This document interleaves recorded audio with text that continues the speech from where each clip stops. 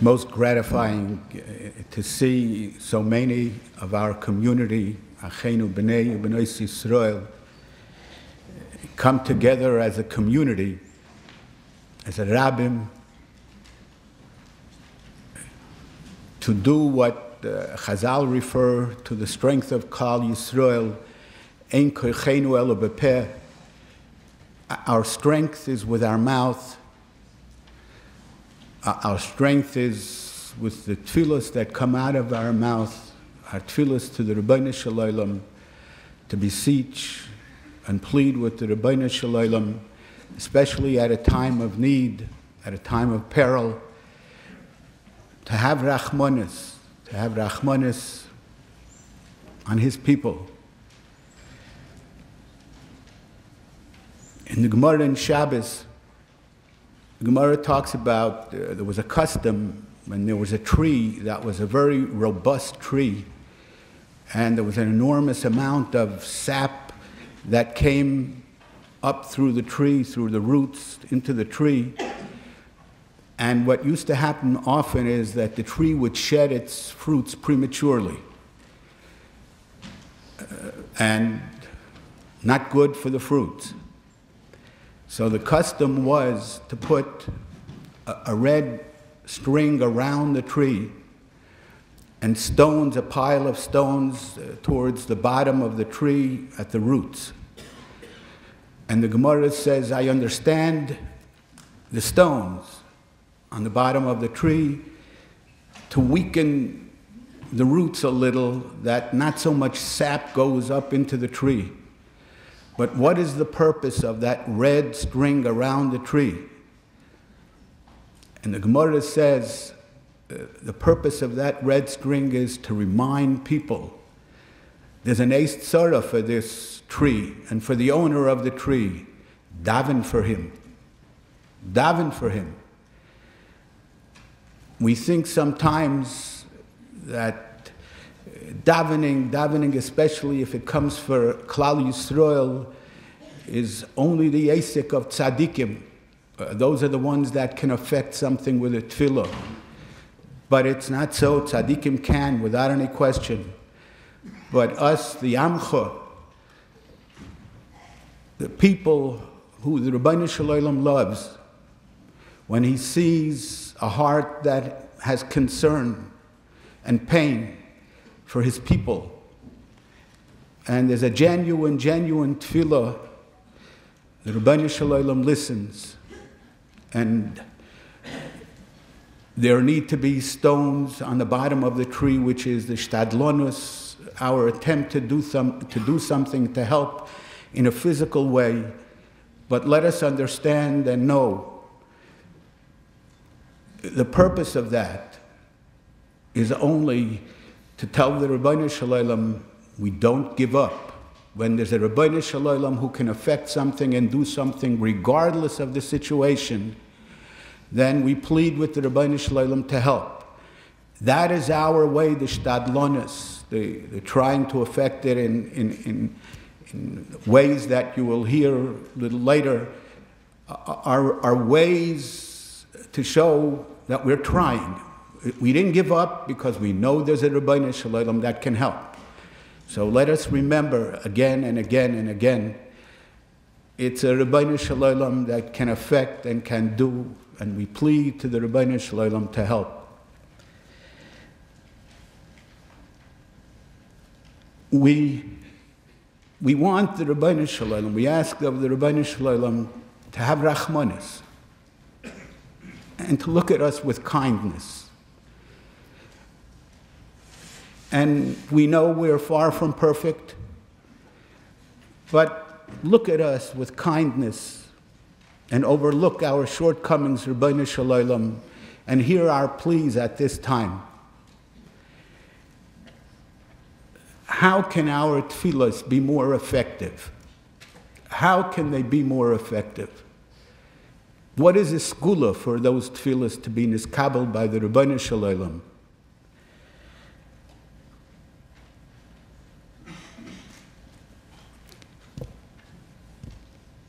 Especially at this time, Bein HaMtzorim, when we mourn the Siluk HaShechina, when the Rebbeinu Shalom removed in a great way the presence of the Shechina Akdosha from the Beis HaMikdash to a degree from Eretz Yisrael.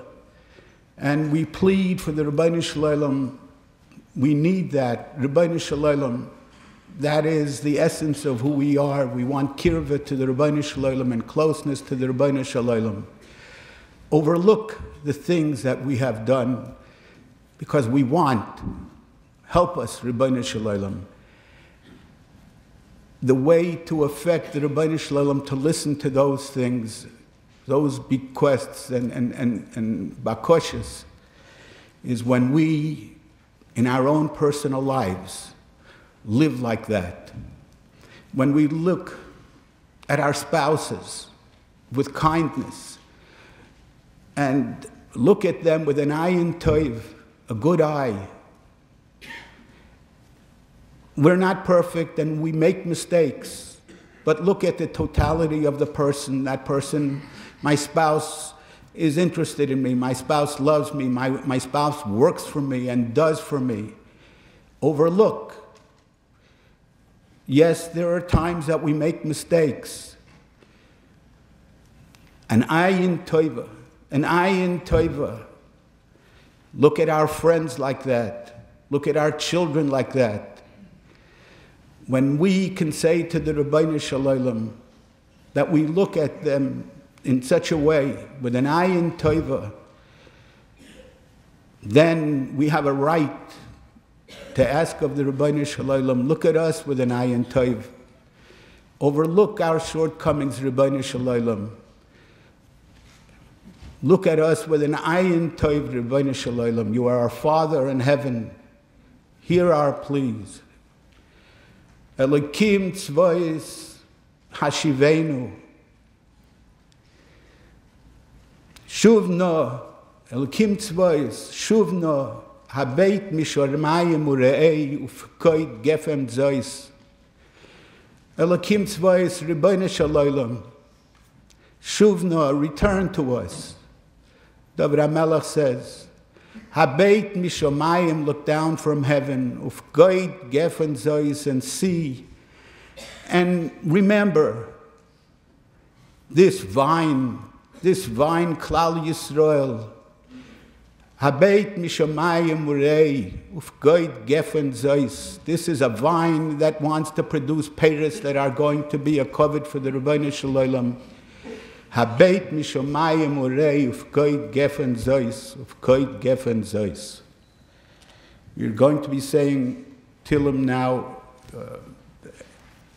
a few kapitlach Tillim, and then the Mordeh Aser of Hauer will speak, and then we're going to continue saying Tillim.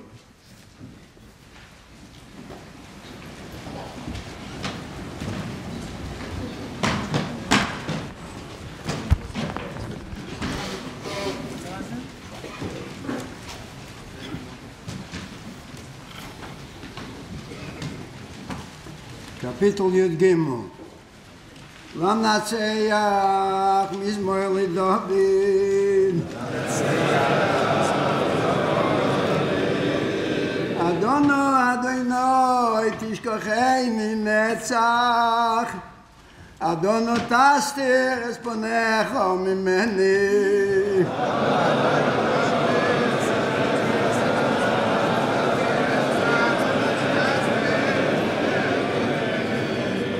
Adono she say so is benafshi yogan duvavi yoimam. Adono yogomoy vi Allah.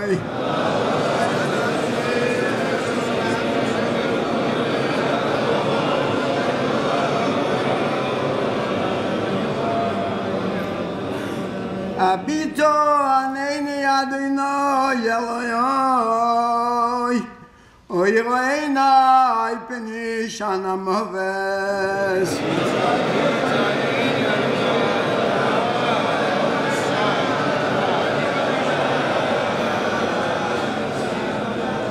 Kapitel Chaf, chapter 20. Lam Natseach Mizmor LeDavid. Adonai b'yayim tzara yisagem. Yizkar kol min chaysecha v'yayloscha yidashne sela.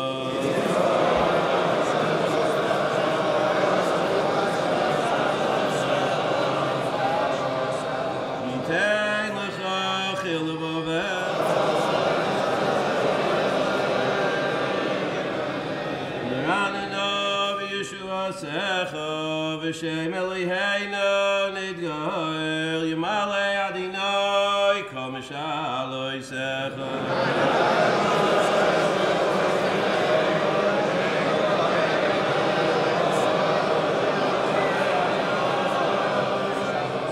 Ata yodati ki Oishi Adonai mishichai Yaneu mishmei kachai b'gvorais yesha yaminai. Elev olechem ve'elev asusim v'anachnu b'shem Adonai Eloheinu nazkir.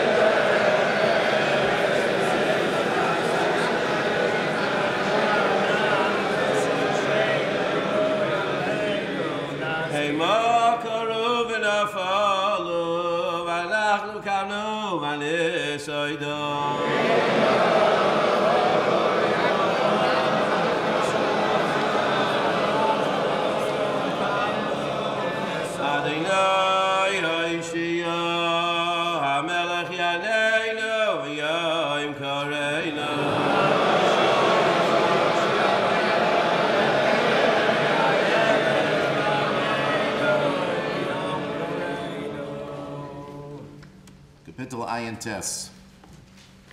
Bismillah Yosef, Elihim Bo Goy Ben Aklasecha, Tibu Eseichel Kodshecha, Sobo Ez Yishalayim Liyayim. Osmu Ez Nivlas Abadecha, Bachal Yoy Vashamayim, Bisar Chasidecha, L'chayoi Sayorem.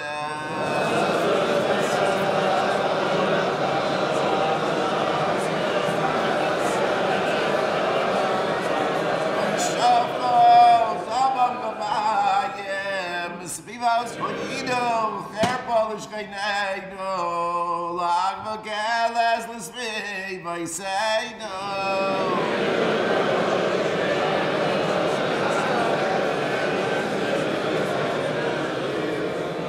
At Modaito, Itenaf Lonetza, Tibarkabayesh, Kinasecha.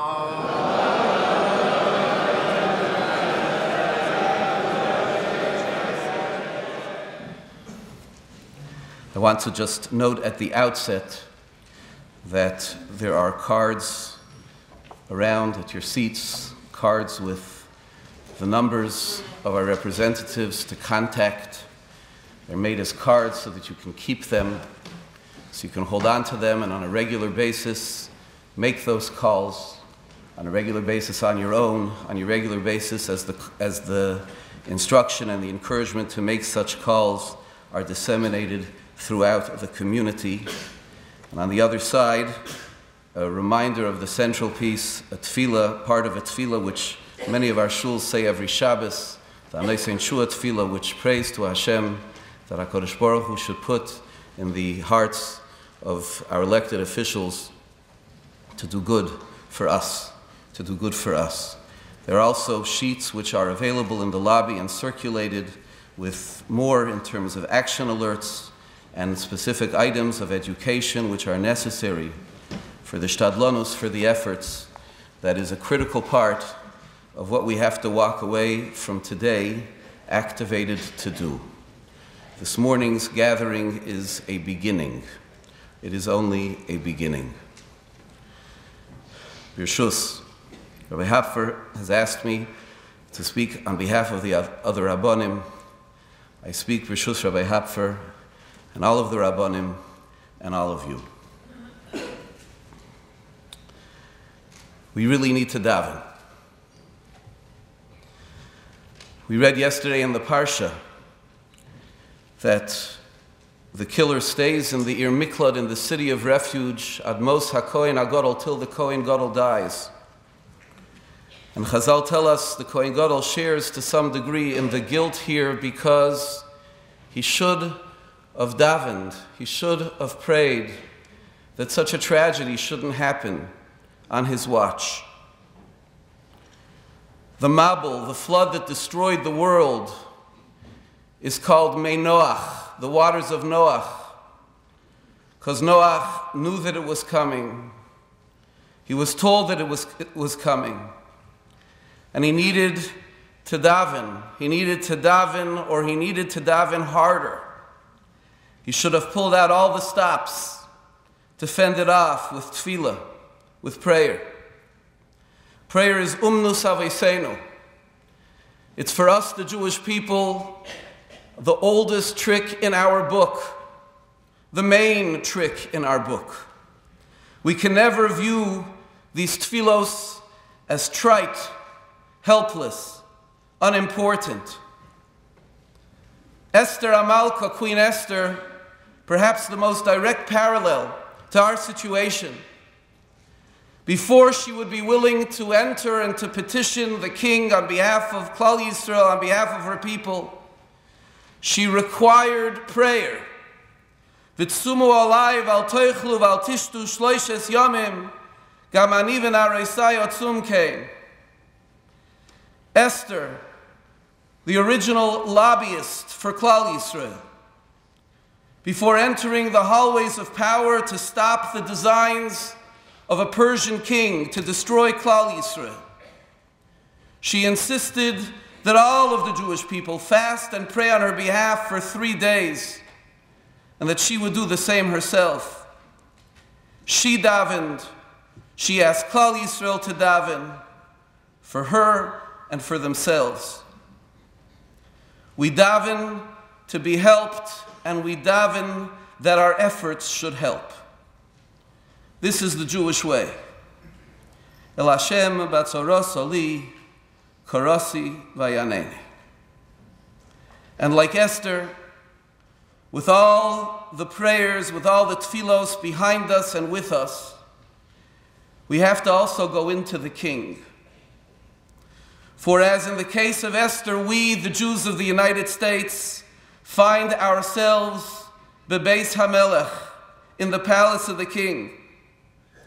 In the recent years that we have been continuously dealing with the battles and struggles for Eretz Yisrael, we've always davened. But when it came to other efforts, we were stymied, close to helpless.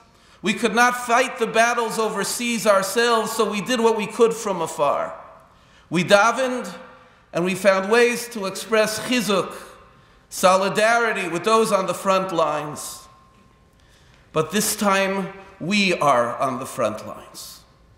This is our battle, our front, as it is our elected officials speaking on our behalf that are front and center to the momentous decisions being made that affect America, Israel, and the world.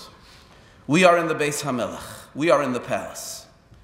Umi yoidea im lo'es kazos. And who knows if this is not our moment. All the goodwill that we have built up with elected officials, all of the campaigning to get out the vote, all of the lobbying and fundraising for candidates, all of the APACs, all of that is for now, for this moment in time, and we cannot afford to sleep through it. The Panovich Rav, one of the heroes of recent Jewish history, who worked indefatigably to awaken a Jewish response to the Holocaust unfolding in Europe, would cite the pasuk, the verse in the Bris Bein Habsarim, in the covenant where Hashem spoke to Abraham about all the difficulties of Golus. V'nei eima chashecha gedola neifeles alav, a verse which is taken by our sages with each phrase referring to a different stage of the exile, to a different, difficult time. But all of that was preceded by V'sardema naflo al Avraham. Avram was overcome by slumber. And the Panereja Rav would explain that this was part of the curse of the Golus. That with all that is happening around us, we won't realize it. We will remain asleep. His frustration, like the frustrations of others like him, like Rav Michal Ber Weissmandel, like Rav Aaron Kotler, people who were keenly aware firsthand of the tzara that was engulfing the Jewish people, and who knew what a difference others could make. And yet we could not be motivated into action.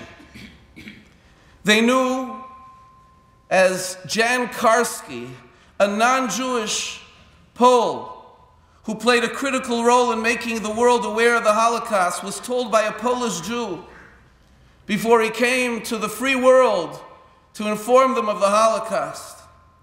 He said, he was told by a Jew, a Polish Yid, Jewish leaders abroad won't be interested. At 11 in the morning, you'll begin to tell them of the anguish engulfing the Jews of Poland. But at 1, they will ask you to stop so they can have lunch.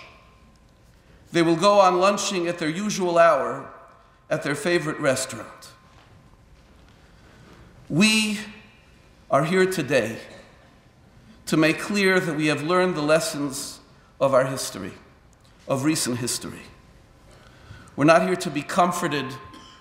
We're here to be awakened, to be stirred to daven and to act, to recall that we will not leave neither the davening nor the lobbying for the Jewish people in the hands of a few isolated heroes, as we have done in the past.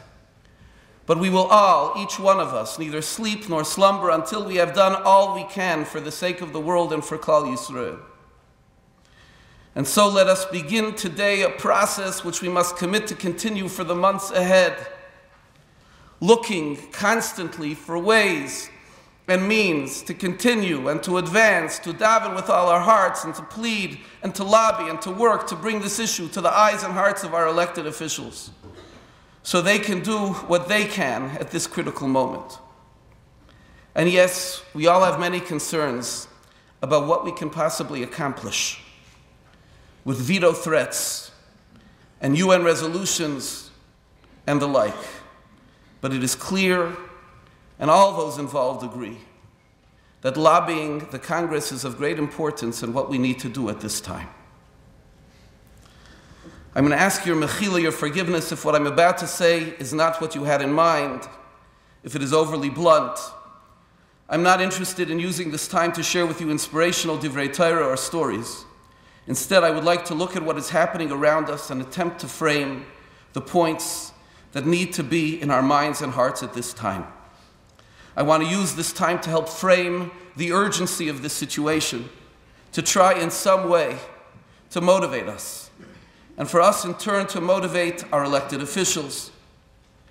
In fact, rather than speak to you, I would rather address our elected officials, in the hope that this will serve some purpose of informing and inspiring us to what we need to feel and do.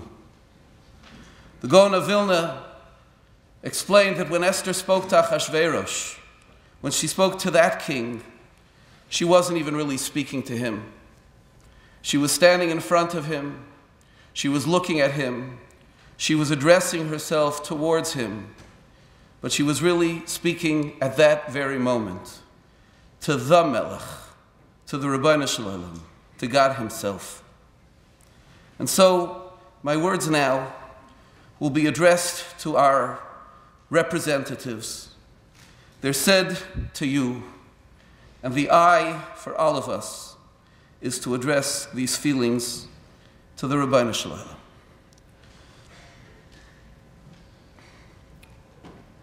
Our dear and honored senators and representatives, these are trying times and the decisions before you are huge.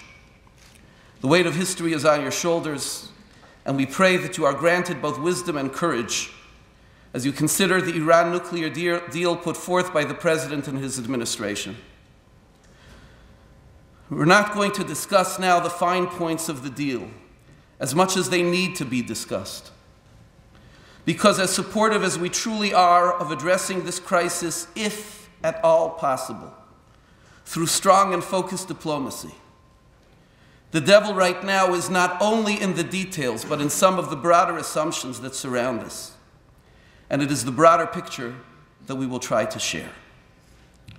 We speak to you today as your constituents, as proud Americans and as proud Jews.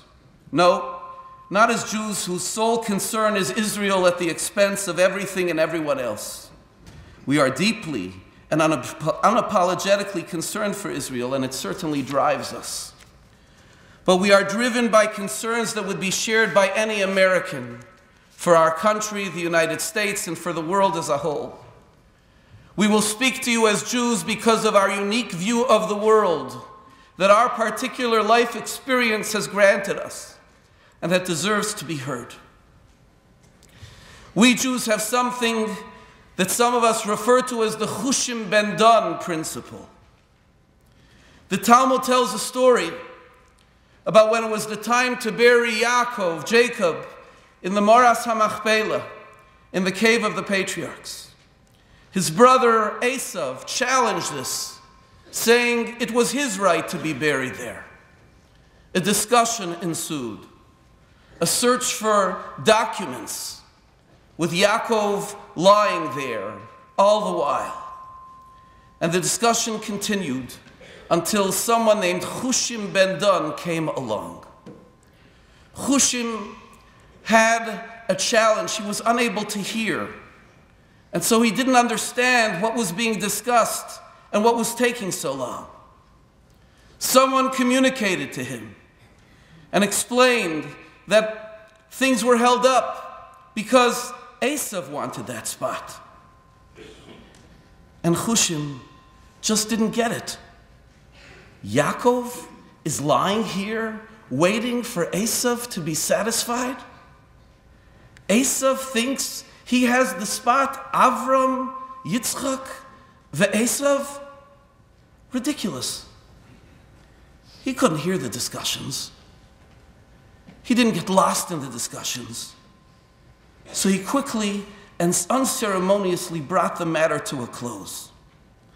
And Chushim taught us that sometimes getting involved in a conversation and a negotiation does not clarify.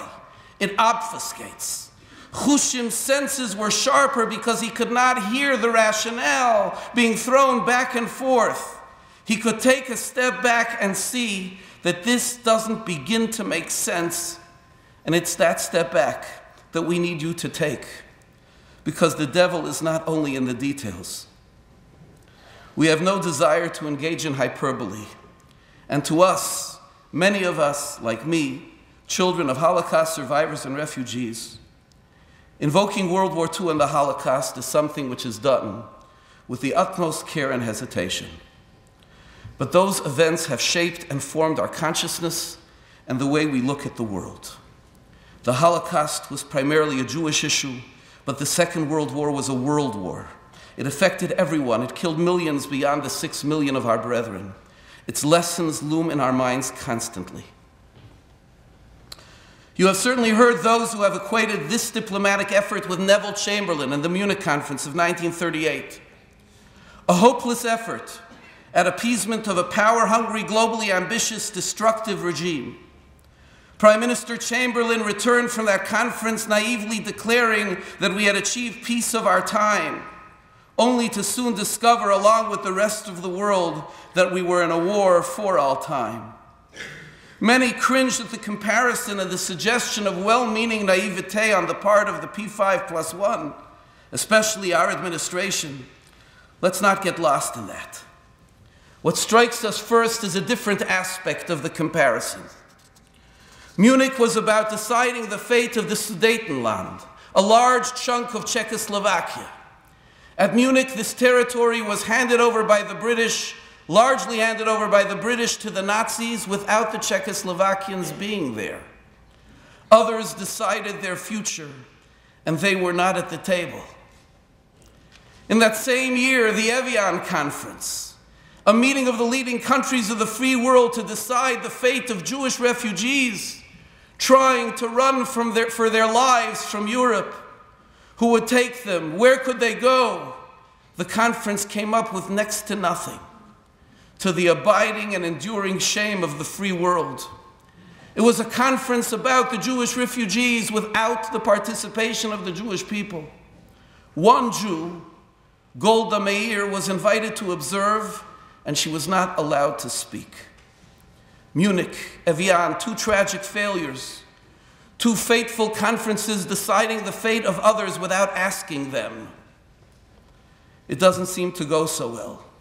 And here we are again. For here, like at Munich, those most directly affected by this negotiation, including Israel, all of the other regional states, allied with the United States, were neither at the table nor in a side room. Others were negotiating their future, and they were not given a chance to speak. This is not simply naive. It is unwise. It is immoral. This is not a detail. And perhaps as neighbors, they would have an understanding that your team did not. Chazal, our sages, taught us what to tell soldiers on the way to a battle. Shema Yisrael, atem krevim hayom la milchama al oivechem v'lo al achechem. Lo Yehuda al Shimon, v'lo Shimon al Binyamin, shim tiplu b'yadam yirachmu aleichem. Al oivechem atem hoilchim. Shim tiplu b'yadam ein merachmim aleichem. Your enemies are not like you. They will be unfathomably cruel. People tell us that the Iranians are our allies who will join us in beating back ISIS. The Iranian government is no better than ISIS. They may strike a better pose at a cocktail party in Lausanne or a negotiation in Vienna. But they are, and you may be tired of hearing this, the lead exporter of terror in the world. They have held this distinction unchallenged since the early 80s, when they blew up the US embassy and barracks in Beirut. They continue it on Israel's edges through Hezbollah and Hamas, in Yemen and Syria. The smile, the tailored suits, the culture means nothing. We have recent memories of enemies like that, cultured, organized, the very definition of civilization, but facing us and others like the worst beasts imaginable. We fear that you do not know your enemy. We do. This is not a detail. Virulent anti-Semitic regimes are not rational actors whose cost-benefit analyses tell them what to do. In the Second World War, the Germans diverted precious resources from the general war effort very counterproductively. They did this because they were more bent on destruction than survival. This is hard to understand for you and for us. Thank God.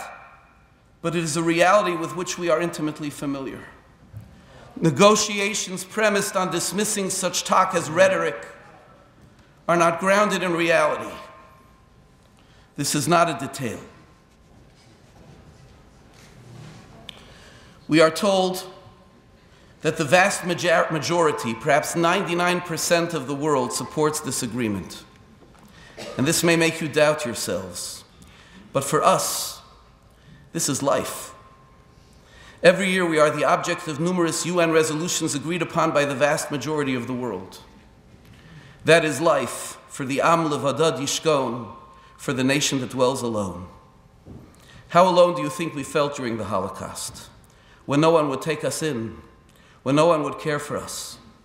We felt very alone, but we learned, as our entire history has taught us, that truth and justice can be very lonely. Last summer, we had a different crisis that brought us together. A Gaza war triggered by the kidnapping and murder of 3 teens.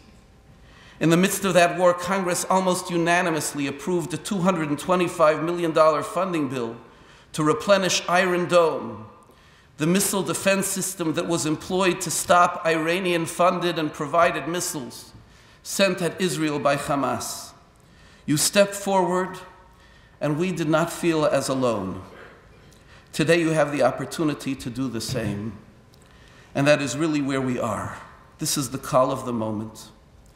Because history has left both of us, both the Jewish community and the US government, with something of which we are both ashamed. Because 75 years ago, as news of what was happening to the Jews of Europe came our way, as it became clear that the genocidal mania moving Nazi Germany need to be taken seriously, we, the Jewish community, did not do nearly enough to make a difference. We did not push and plead with our government to save our people and to act quickly before the entire world would be in peril. And you, our government, despite hearing many pleas and reports, did not act nearly decisively enough. Allow me to share with you just one of thousands of painful stories. Rav Elia Meir Bloch and Rav Motel Katz had come to America in the late 30s to raise funds for their yeshiva in Telz, Lithuania. They got stuck here as the war broke out, and they established a yeshiva here in Cleveland. They made every effort to bring over their families, their wives, and 17 children between the two of them. In April 1941, their application for visas was rejected by the State Department with the explanation that, quote, it is desired to have additional evidence of support submitted for them as the salaries of their husbands in the US, Rabbi Katz and Rabbi Bloch, are not considered sufficient to support the large numbers of persons they must maintain. That was April 1941.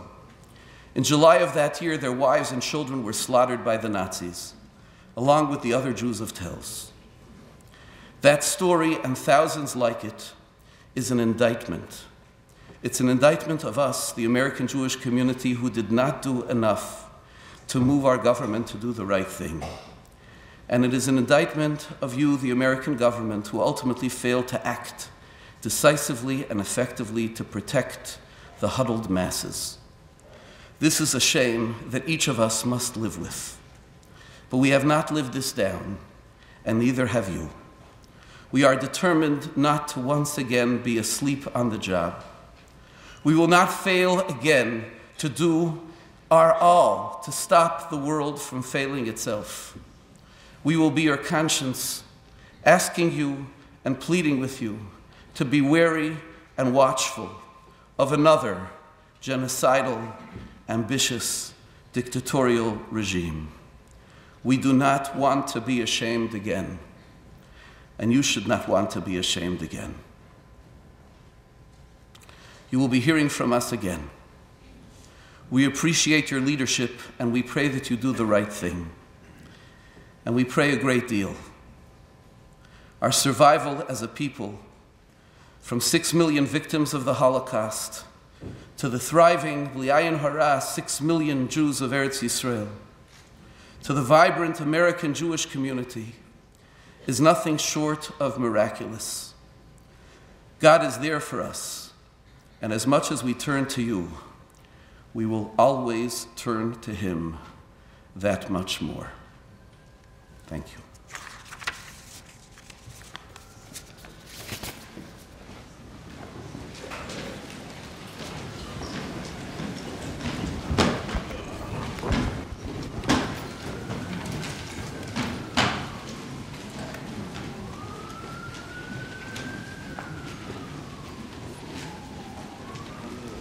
Kapitel Kuf Chaf, chapter 120. Shir Amalo, Sel Adonai Batzara Sali, Karasi Vayaneni.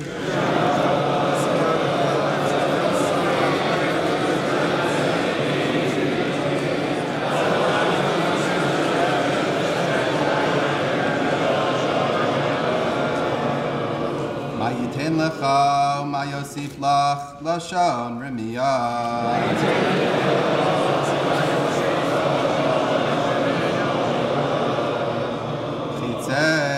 Gibor Shinunim, Im Gachale Resomim.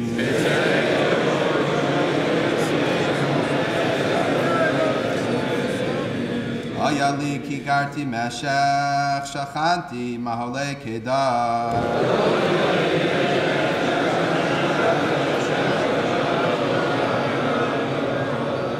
Rabaz Shaftalach Nafshi, Im Sanei Shalom.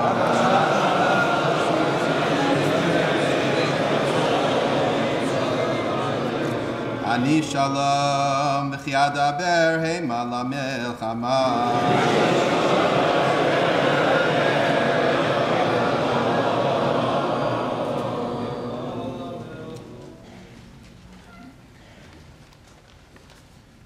Kapitel Kaf Aleph. Shir למעלות, יסענה ילי ערים, מאין יבוא עזרי.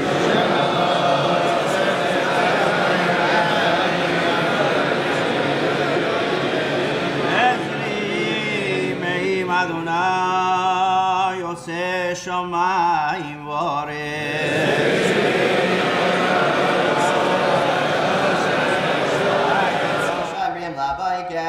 Shamrim la baiker.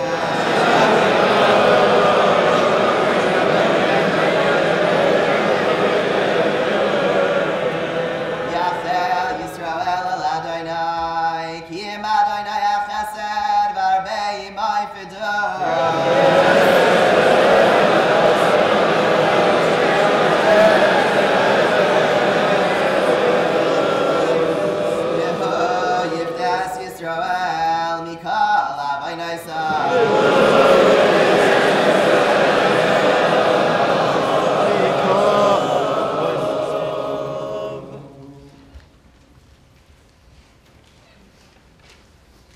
Kapitel Kuf Mem Beis.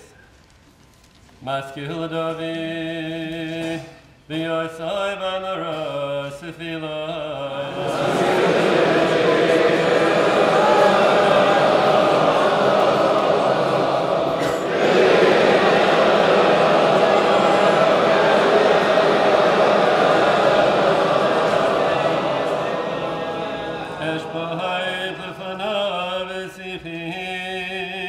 Son